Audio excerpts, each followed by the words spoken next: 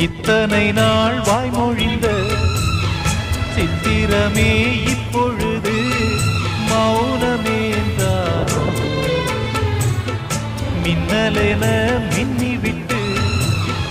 கண்மறைவாய் சென்று விட்ட மாயம் நீதானோ உன்னால் வந்த காதல் உன்னால் தானே வாழும்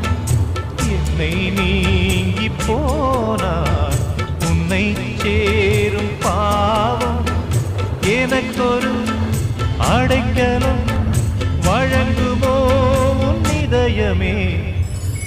அன்பேவா அருகிலே என் வாசல் வழியிலே உல்லாச மாளிகை மாளிகை